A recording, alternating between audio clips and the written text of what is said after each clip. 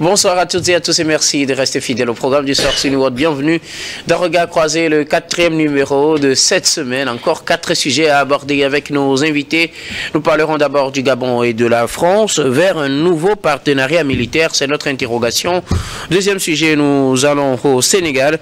Je n'ai pas d'excuses à faire puisque je n'ai commis aucune faute. C'est des propos de Macky Sall que nous allons analyser avec nos invités. Troisième sujet, République démocratique du Congo.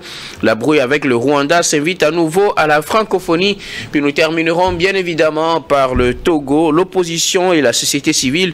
Toujours de véritables contrepoids. C'est une interrogation toujours avec nos invités. Et pour en parler ce soir, l'équipe du jeudi est au grand complet. Ils sont 3 invités ici en studio avec moi. Robert Kosigan-Kwete, vous êtes analyste politique et président de l'AJD, Alliance Jeunesse Développement. Bonsoir Robert et bienvenue. Bonsoir docteur. Bonsoir à l'ambassadeur des États du Sahel, au prochain député de la baie, de Kébé, c'est pas que Dieu vous accompagne. Bonsoir à tous les téléspectateurs de New TV de par le monde. Bonsoir à Épée. Bonsoir à tous les autres Boutos et les apps dans tout le Togo entier. Merci. Merci beaucoup à vous. À côté de vous, Emmanuel Vivien Tomi, vous êtes journaliste, directeur général de Plume Libre. Vous êtes également conseiller en communication politique. Bonsoir Vivien et bienvenue. Bonsoir Guillaume, bonsoir aux téléspectatrices et téléspectateurs de par le monde. Je salue particulièrement tous ceux qui nous suivent du côté de Hanoï au Vietnam et de Kigali au Rwanda. Merci beaucoup à vous, Vivien, d'avoir répondu à notre invitation. Notre 3e invité ce soir, le pasteur Ido Komi. Vous êtes le président du mouvement Martin Luther King MMLK. Vous êtes également le premier adjoint au maire de la commune Golfe 2. Bonsoir, pasteur, et bienvenue. Oui, bonsoir, Doc. Bonsoir à tous et à toutes. Je voudrais juste dire aux uns et aux autres que le Togo, c'est le plus précieux bien que nous avons et que l'on fasse attention. Que l'on fasse attention pour que ce que la terre que le Seigneur nous a légué, que nos ancêtres ont préservé, puisse rester tel, pour ne pas nous conduire dans des lendemains incertains. Le Togo, c'est le bien à nous tous. Je le répète encore, le Togo est le bien à nous tous, nous devons le préserver. Merci beaucoup à vous. Pasteur, avec vous, nous allons aborder notre premier sujet. Nous prenons la direction du Gabon, Gabon-France, vers un nouveau partenariat militaire. C'est notre interrogation. Alors, je suis venu, ça c'est des propos de Jean-Marie Bockel, je suis venu pour étudier en concertation avec les autorités gabonaises l'avenir de notre partenariat militaire. Il a fait cette déclaration à l'issue d'une audience avec le président de la transition gabonaise, Brice Clotaire Oligui Nguema. Il faut dire que Jean-Marie Bockel est l'envoyé spécial, l'envoyé personnel du président français Emmanuel Macron pour l'Afrique. Il était en visite au Gabon. Il a été reçu ce 19 mars en audience par le président de la transition gabonaise pour étudier les contextes d'un nouveau partenariat militaire avec le Gabon. On sait que le Gabon la France plutôt est présente au Gabon militairement depuis les indépendances et maintient sa présence même si les effectifs ont évolué, réduisant de 1000 jusqu'à quelques 400 hommes. Actuellement, peut-être, on nous avait annoncé il y a de cela quelques mois la réduction jusqu'à 200 du personnel militaire français sur le sol gabonais. Mais là, la France est en train de réétudier sa présence militaire sur le continent. Jean-Marie Bockel discute de la question avec le président de la transition gabonaise, le général Brice Clotaire Oligui Nguema. Je commence par vous, pasteur. La France, après le Sahel, s'oriente vers d'autres pays, en l'occurrence le Gabon. Oui, non, je pense fondamentalement que la France se cherche pour avoir été déboutée des pays du Sahel, du Burkina, du Mali et du Niger. Et donc, les pays qui lui restent encore fidèles aujourd'hui, c'est le Gabon, le Tchad, la Côte d'Ivoire et d'autres encore. Peut-être mon pays aussi. La France n'a pas de base militaire. n'a pas de base militaire. Donc aujourd'hui, la nomination de Jean-Marie Bockel comme envoyé spécial de Macron en Afrique pour parler du remodelage des bases militaires, de la coopération militaire en Afrique, je crois que c'est un truc, selon moi, qui n'a pas de sens, puisque aujourd'hui, de manière unanime, les forces françaises, l'utilité des forces françaises n'a jamais été effective, et pour les Africains, est quelque chose qu'il faut ranger dans l'histoire. Et donc, si on parle vers un nouveau partenariat, il n'y a jamais eu de rupture entre le Gabon et la France. Il n'y a jamais eu de rupture. Donc les relations sont... Mais il y a eu une réduction drastique. Il y a eu une réduction drastique. Et puis comme on crie que le partenariat tel que proposé par la France ne s'adapte plus aux réalités. Ne s'adapte plus. Ce qu'on voit aujourd'hui, c'est le départ définitif des forces françaises de l'Afrique. La fermeture des bases militaires en Afrique, c'est ce qu'on demande un peu partout. Et puisque la France, elle veut être sur le continent, elle veut s'adapter plutôt... Mais elle veut être sur le continent. Vous voulez rester chez moi, je vous dis de partir. Où est le problème? Je ne veux pas de vous. Ou bien pendant longtemps, vous n'avez pas été utile. Je vous dis de partir. Mais pourquoi la France s'obstine? Pourquoi elle s'entête toujours? C'est vrai quand même que le nouveau président, le général...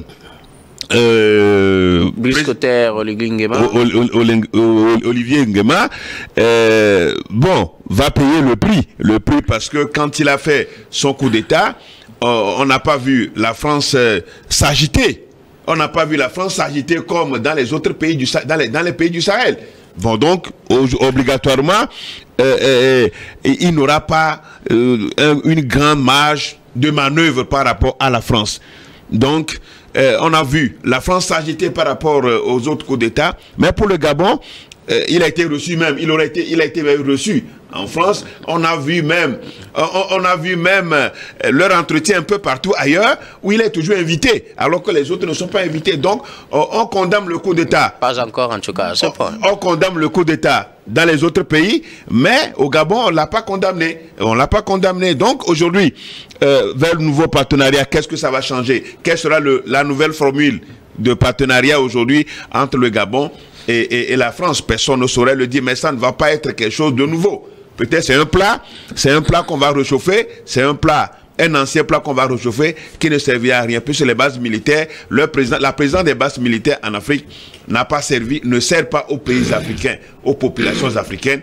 Donc ce n'est que pour préserver les intérêts de la France, et je ne vois pas ce qui va être fait de nouveau. Donc pour moi, ce n'est pas un grand événement, ce n'est que relation entre Gabon et France, le Gabon étant un pays francophone, donc une base vraiment de la France. Donc il n'y a pas grand-chose à attendre de nouveaux partenariats. C'est que les forces françaises vont encore y rester, mais le mois viendra où le peuple gabonais dira autrement. Merci beaucoup à vous, pasteur.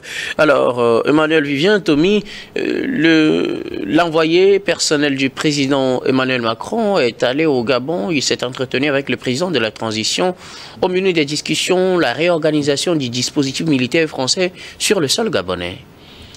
Le Gabon et la France ont de très bonnes relations depuis les années 1960. On sait que l'accord militaire qui lie les deux pays date du mois d'août 1960, si je ne me trompe. Et donc, bon, il n'y a rien de nouveau. Il n'y a rien de nouveau, dans ce sens qu'il s'agit justement de réchauffer un peu les plats, de revoir qu'est-ce qui n'a pas marché et qu'est-ce qu'on peut améliorer en tenant compte des gifles qu'on a eues au niveau du Burkina, du Mali et puis aussi du Niger.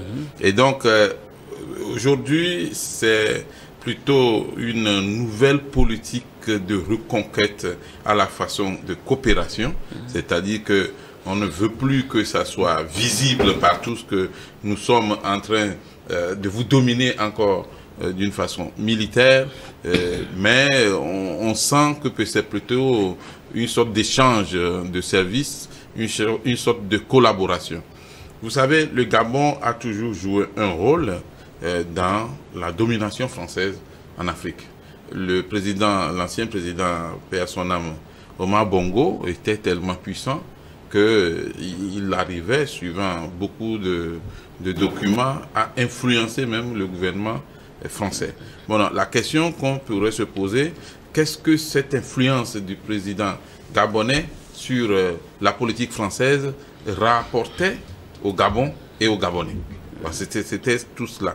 Alors, aujourd'hui, la tournée de l'envoyé spécial d'Emmanuel Macron n'a qu'un seul objectif, comment réhabiliter la France en Afrique, voir où est-ce qu'on a encore la chance de rester pendant un temps avant que la jeunesse ne se lève pour dire out, et puis aussi faire semblant de ne pas être encore un conquérant ou un dominateur, mais plutôt d'être un ami ou peut-être un partenaire et parler des questions militaires. La France a besoin d'avoir une base militaire en Afrique. Vous savez, les États-Unis d'Amérique préfèrent être insultés et garder leur base militaire que de dire, bah, écoutez, la jeunesse ne veut plus de nous, la jeunesse ne veut plus des Occidentaux, donc on s'en va. Et donc, l'envoyé spécial... À quoi leur servent ces bases militaires? C'est pour des raisons de sécurité intérieure et extérieure. De géopolitique. Et puis voilà, la géopolitique. Il y a aussi les prestiges, parce que si vous êtes une puissance et vous n'êtes pas capable d'intervenir à temps quand il y a un problème, c'est qu'il y a quelque chose qui ne va pas.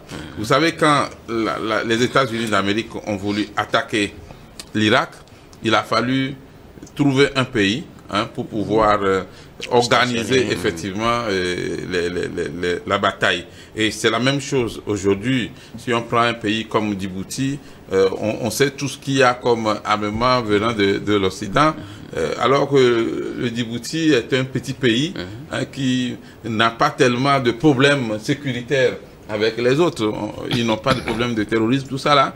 Mais il y a une forte présence occidentale, militaire, je veux dire, au Djibouti. Donc, aujourd'hui, le Gabon et la France veulent juste revoir la façon de cacher un peu, peut-être ce que la jeunesse africaine dénonce, mais en même temps aussi, il faut adapter la nouvelle coopération militaire aux réalités de la place, parce que on n'est plus en 1960, on n'est même pas en 1970, il faut revoir les relations, sinon vous risquez d'avoir des problèmes. Le pasteur Do disait tout à l'heure, quand il y a eu coup d'État au Gabon, on a vu la réaction de la France.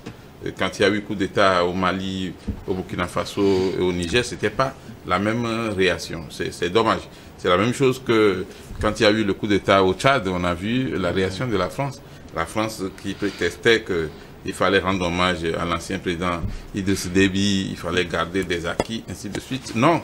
Soit vous tenez un discours clair et net, un discours qui dit nous ne sommes pas pour les prises de pouvoir par la force d'une façon générale, et vous suivez ce discours-là, ou bien vous faites deux poids, deux mesures, et c'est dommage. Merci beaucoup à vous, Emmanuel Vivien Tomi. Alors, Robert Kosiga-Akwete, l'envoyé personnel du président Macron en Afrique, s'est rendu au Gabon, où il s'est entretenu ce 19 mars avec le président de la transition. Objectif, discuter du remodélage de la présence française sur le continent, et notamment au Gabon. La France ayant tiré leçon de son rejet, surtout sur cette affaire de base militaire en Afrique, essaye de corriger le tir en tenant compte des attitudes surtout des pays des États du Sahel. Et donc je pense que c'est la seule fausse note de Brice Oligui Nguema, le fait d'accepter qu'on réduise le nombre des militaires français au Gabon. C'est vrai que les situations ne sont pas les mêmes entre les pays du Sahel et le Gabon, mais je pense que si Brice Oligui Nguema, qui fait partie de la classe jeune des dirigeants africains, s'il aspire vraiment à une liberté, à une décolonisation accrue au Gabon, doit rejeter cette idée de refonte du système de partenariat entre l'armée française et l'armée gabonaise. Peut-être la refonte va permettre au Gabon de bénéficier peut-être de cette présence, puisque le Gabon a plusieurs coopérations militaires, a des coopérations militaires sur plusieurs plans avec la France. La présence militaire française au Gabon, d'abord, tire vers l'hégémonie de la France sur le Gabon, ça fait un, et ensuite